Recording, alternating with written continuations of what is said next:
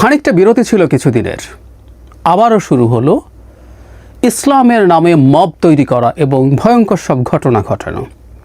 In fact doctor ইউনূসের সরকার দায়িত্ব নেওয়ার পর থেকে এই প্রবণতা ক্রমাগত কন্টিনিউ করেছে এবং আমি বহুদিন বলেছি যে সরকারের নির্লিপ্ততার কারণে, এটা আমরা সবাই বুঝি, এটা ক্রমাগত বেড়ে গেছে এবং আমার একটা হাইপোথেসিস ছিল এটা পরিকল্পিত।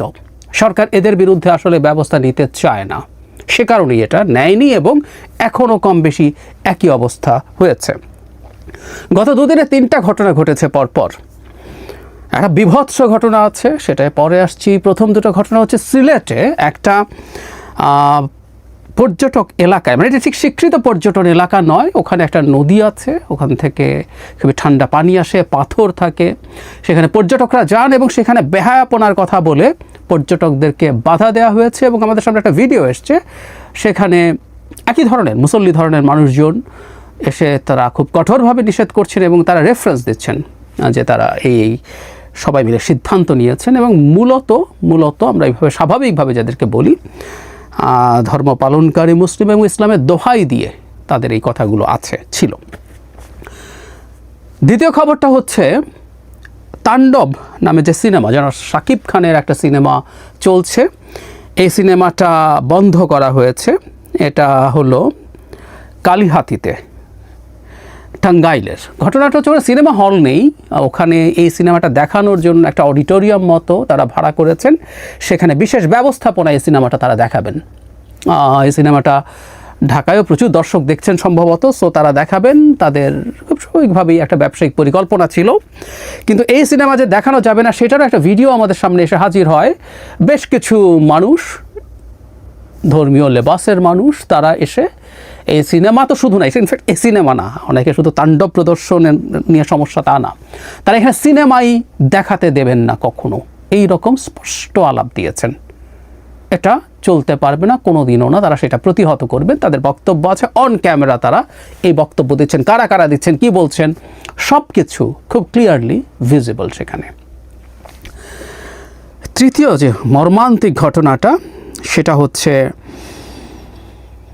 চারুকলা অনুষদের একজন ছাত্র শাকিল আহমেদ, যিনি সুইসাইড করেছেন। আমি সুইসাইডের খবর আসলে যেভাবে পত্রিকায় প্রেজেন্টেড হয় সেভাবে বলতে চাই না, এটা বলা ঠিক না। আমি এটা নিয়ে একসময় লেখালেখি করেছি, বলেছি, মানে আত্মহত্যার খবর আমরা এমনভাবে প্রেজেন্ট করতে পারি না যে আত্মহত্যার কোনো একটা ভ্যালিড কারণ আছে সেটাকে সামনে আনা। যে ঘটনাটা অল্প একটু করে বলা দরকার যে তিনি একসময় কয়েক মাস আগে ধর্ম অবমাননাকর কোনো একটা মন্তব্য বা কমেন্ট করেছিলেন কোনো একটা স্টেটাসে, পরে তিনি সেটা ভুল বুঝে ডিলিটও করে ফেলেছিলেন। খুব সম্প্রতি সেটা তার পরিচিত কেউ একজন সামনে আনে, তার মানে ডিলিট করার আগে ওইটা স্ক্রিনশট কেউ তুলে রেখেছিল এবং সেটার জেরে এই জায়গাটাই ইম্পর্ট্যান্ট, বেশ কিছু মানুষ তার বাড়িতে গিয়ে হাঙ্গামা করেছে, হুমকি দিয়েছে এবং এই প্রেক্ষাপটে আবারও বলছি কথাগুলো আসলে এভাবে বলা ঠিক না, কারণ কোনো আত্মহত্যাকে জাস্টিফাই করা যায় না, এই আত্মহত্যাকে আসলে জাস্টিফাই কোনোভাবেই করা যাবে না। তার খুবই টাফ সিচুয়েশন হয়েছিল, কিন্তু কোনো আত্মহত্যা আসলে জায়েজ করা যায় না। যাই হোক, তার পরিবারের এই অবস্থা হয়েছে এবং তিনি পরে স্টেটাসগুলো পাওয়া যায়, আমি এগুলো পড়তে যাচ্ছি না। তিনি এই যে লজ্জা, এই যে ভীতি, এই সব কিছুকে নিয়ে তার ফ্যামিলি যে সংকটে পড়েছে, তার ভাষ্যমতে তার জেরে তিনি আর বেঁচে থাকাটাকে সঠিক বলে মনে করছেন না। তার মানে আবারও ওই ঘটনা ঘটল। 3টা ঘটনা একটু অ্যানালাইজ করি আমরা। এভাবে আমরা যদি চিন্তা করি যে কোনো একটা জায়গায় ট্যুরিজম হচ্ছে এবং ওখানে যে মানুষজন গেছেন তারা বলার চেষ্টা করেছেন এখানে মাদক সেবন বা এরকম নানা রকম ঘটনা ঘটে যেগুলো বেআইনি কাজ, তাহলে বেআইনি কাজ ঠেকানোর জন্য এলাকাবাসীর কোনো প্রয়োজন নাই। ইনফ্যাক্ট পরবর্তীতে আমরা দেখেছি যে তারা যখন এখানে নিয়ে প্রশাসন এটা নিয়ে কাজ করতে গেছে, সেখানে তারা বলেছেন তারা নাকি সেখানে দিনের দাওয়াত দিতে গেছেন এবং তারা ওই অসামাজিক বা বেআইনি যে কাজ সেটা ঠেকাতে প্রশাসনের সাহায্য চেয়েছেন। ইনফ্যাক্ট সেটাই হওয়ার কথা ছিল, যদি এখানে এই ধরনের কোনো ঘটনা ঘটে থাকে তারা প্রশাসনের দৃষ্টিতে আনবেন সেটা, এবং সেই দৃষ্টিতে আনার পর যারা যারা অপরাধী যে পদক্ষেপ নেওয়ার সেগুলো নেওয়া হবে, এভাবেই হওয়ার কথা ছিল। কিন্তু না, এইখানে তো এই গ্রুপটা একটু হ্যাডাম দেখানোর টেন্ডেন্সি এই সরকারের সময় বেড়েছে, তারা দেখাতে গেছেন। দ্বিতীয় কথা হচ্ছে বাংলাদেশে সিনেমা দেখানো যাবে না কেন? এর আগে একবার নাটক বন্ধ করা হয়েছিল, নাটক করা যাবে না, এবং বহু বহু ঘটনা ঘটেছে। বাউল গানের আসর বন্ধ করা হয়েছে, নাটক বন্ধ করা হয়েছে, প্রচুর হয়েছে। সিনেমা দেখানো যাবে না, এই সিনেমা বা কোনো সিনেমাই কখনো দেখানো যাবে না, মানে বাংলাদেশে সিনেমা হল করা যাবে না একটা এলাকায়, এই কথা বলা হচ্ছে। আমাদের নিশ্চয়ই মনে আছে আমাদের ফুটবল খেলা যাবে না, এরকম কথা বলেও বেশ কয়েক জায়গায় ফুটবল খেলা বন্ধ করে দেওয়া হয়েছিল।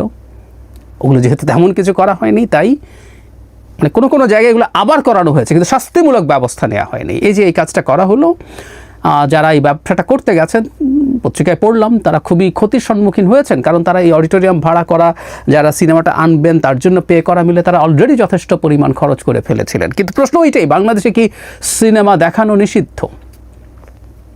বাংলাদেশে সিনেমাকে কেউ জোর করে দেখাতে দেব না বলতে পারে? এটা ভয়ঙ্কর বেআইনি কাজ, এই মব তৈরি করা। কিন্তু কিছু ব্যবস্থা নেওয়া হয়েছে, যে বললাম অন ক্যামেরা কথা বলছেন সবাই, কারো বিরুদ্ধে কিছু হয়েছে? হয়নি। একই কথা প্রযোজ্য, কেউ একজন যদি ধর্মীয় অবমাননাকর মন্তব্য করেন, সেটার জন্য আবারও একই কথা, রাষ্ট্রীয় আইন আছে, আইন অনুযায়ী ব্যবস্থা নিতে হবে। এই প্রবণতা আগেও ছিল, মানে বেশ আগে, আমি এই সরকারের কথা বলছি না। মানে কেউ একজনকে নাস্তিক ট্যাগ দিয়ে তার বিরুদ্ধে যে কোনো কিছু করে ফেলা যায় আমাদের সমাজে, এটা একটা স্টেটের লক্ষণ না। আমি আবারও বলছি, এটা স্টেটের লক্ষণ না, এটা একটা মগের মুল্লুকের লক্ষণ, যে আমার মনে হয়েছে কেউ একজন নাস্তিক, বা যদি সেটা হয়েও থাকেন, তাকে আমি যে কোনো কিছু করে ফেলতে পারি। এটা মগের মুল্লুক। আর এখন তো মবের মুল্লুক, এখানে মব তৈরি হয়, মব তৈরি করে যে কোনো কিছু করা যায়। যে পরিমাণ চাপ সেই পরিবারের উপরে তৈরি করা হয়েছিল, তার রেজাল্ট যেটা হলো বিভৎস। তিনটা ঘটনা খুব অল্প সময়ের মধ্যে হয়েছে। আমরা এই প্রশ্ন করতে পারি যে খানিকটা সরে এসেও হঠাৎ করে আবার কেন শুরু হলো এটা? আমি মনে করি, আমি প্রথম থেকে একটা কথা বলার চেষ্টা করেছি, এই ধরনের লোকজন, এবং তারা একটা টার্ম ব্যবহার করেন তৌহিদি জনতা। এই যে তৌহিদি জনতা ডেরোগেটরি বানিয়ে ফেলেছেন। তৌহিদি জনতা, তৌহিদ শব্দটা ইসলামের জন্য অত্যন্ত গুরুত্বপূর্ণ ব্যাপার, তৌহিদি জনতা অত্যন্ত বড় ব্যাপার।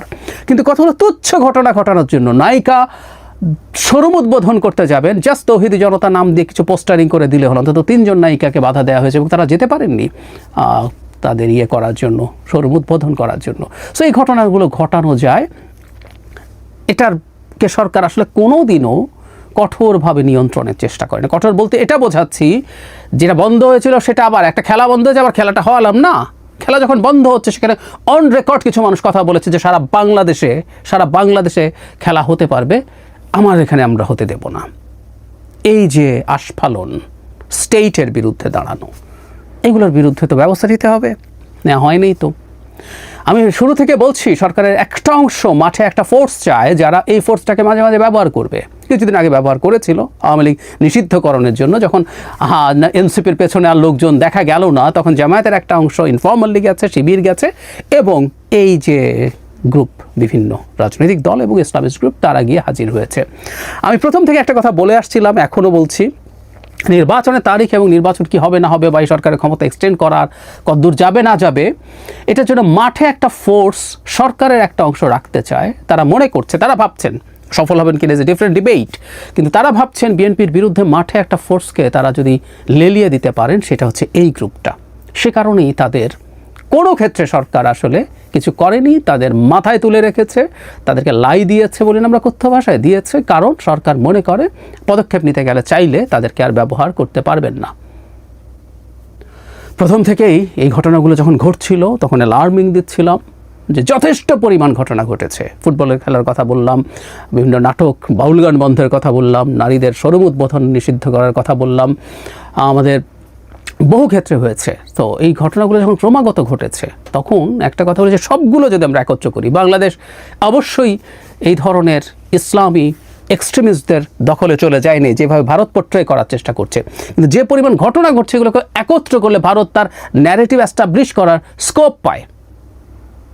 একটা কথা বুঝতে হবে, বাস্তবতার ন্যারেটিভ এস্টাবলিশ করা কিন্তু একই জিনিস না। ইরাকে ওয়েপন অফ মাস ডিস্ট্রাকশন ছিল না, কিন্তু ন্যারেটিভ এস্টাবলিশ করা হয়েছিল, এবং তাতে ইরাকের কপাল শেষ হয়ে গিয়েছিল, ওদের কপালে মারাত্মক খারাপই হয়েছে। নিউ ইয়র্ক টাইমস ইনফ্যাক্ট সেই কারণেই রিপোর্ট করেছে, এরকম অনেকগুলো ঘটনাকে একত্র করে, যে এক্সট্রিমিস্টরা ওপেনিং দেখছে। তারাও বলেনি যে বাংলাদেশ এক্সট্রিমিস্টদের হাতে চলে গেছে, রাইটলি তারা বলেছে তারা ওপেনিং দেখছে। দেখবে না কেন? তারা যে কোনো কিছু করতে পারে। এবং যেহেতু কোনো না কোনোভাবে যদি এটাকে ধর্মের সাথে যুক্ত করে ফেলা যায়, অনেক ক্ষেত্রে আমরা অনেকে কথাও বলি না, সাহস করি না, ভয় পাই। আমি শুরু থেকে যখন এই ব্যাপারগুলো নিয়ে কথা বলছিলাম, ঝামেলায় পরিচিত। রমজানে কেউ একজন খাচ্ছে রেস্টুরেন্টে, তাকে ডেকে এনে যখন পেটানো হয়, তাকে ডেকে এনে যখন কান ধরে উঠবস করানো হয়, সেটার বিরুদ্ধে কথা বলাও ঝুঁকিপূর্ণ হয়েছে। But I did. কিন্তু এই যাবতীয় কোনো কাজই তো ধর্মের পক্ষের কাজ না, কোনোভাবেই না। আর একটা কথা বারবার বলছি, বাংলাদেশ আসলে একটা রিপাবলিক, বাংলাদেশ একটা ইসলামিক খেলাফত না। এই ব্যাপারটা বুঝতে হবে, এই ব্যাপারটা বুঝতে হবে। কেউ যদি মনে করেন বাংলাদেশে শতভাগ ইসলামী শরিয়া কায়েম হবে, তিনি একটা শরিয়া রাষ্ট্রের চেষ্টা করুন, তিনি একটা শরিয়া রাষ্ট্রের চেষ্টা করুন, তিনি এখানে একটা ইসলামী বিপ্লব করে সেই ক্ষমতা দখল করে সেটাকে এনফোর্স করার চেষ্টা করুন। কিন্তু বাংলাদেশ একটা রিপাবলিক, এটা একটা ইসলামী খেলাফত নয়। এটা কারো কাছে ভালো যদি না লাগে, না লাগতে পারে, তিনি এটাকে প্রত্যাখ্যান করে তার মতো করে ফাইট করুন। ইরানে ইসলামী রেভলিউশন হয়েছে, তারা একটা ইসলামিক রেভলিউশন করুন। কিন্তু বাংলাদেশ যেরকম যে জায়গায় আছে, বাংলাদেশের আইন সংবিধান যে জায়গায় আছে, সেভাবেই এই দেশ পরিচালিত হবে। এই ব্যাপারটা মেনে নিতে হবে। এবং যিনি মানবেন না এই রাষ্ট্রে থেকে, তিনি ক্রাইম করছেন এবং তার বিরুদ্ধে ব্যবস্থা নিতে হবে। সরকার ব্যবস্থা নিচ্ছে না, কারণ ওই যে বললাম যে তাদের একটা উদ্দেশ্য আছে। এবং সামনে যেহেতু নির্বাচনকে ঘিরে খানিকটা উত্তেজনা দেখা যাচ্ছে, যদি আমরা আশাবাদী প্রধান উপদেষ্টার সাথে জনাব তারেক রহমানের বৈঠকে এই উত্তেজনা বেশ কমে যাবে বা শেষ হয়ে যাবে, কিন্তু তারপরও ওই গ্রুপটা চাইছে মাঠে আবার শক্তি। তাদের শক্তিটা এইটা, এই নিউসেন্স তৈরি করা হচ্ছে তাদের শক্তির জায়গা। তারা সেটা আবার দেখাচ্ছেন, তারা এটা প্রদর্শন করছেন, করে ভাবছেন অনেক কিছু অর্জন করতে পারবেন। দিনের শেষে আমি মনে করি কিছু হবে না, কেওসি বাড়বে, দেশে কিছু সংঘাত হবে, সংঘর্ষ হবে। তারা যদি এগুলো নিয়ে আরও সিরিয়াসলি এগোন, লাভ কিছু হবে না। কিন্তু আমাদের এই সতর্কতা থাকা খুবই জরুরি।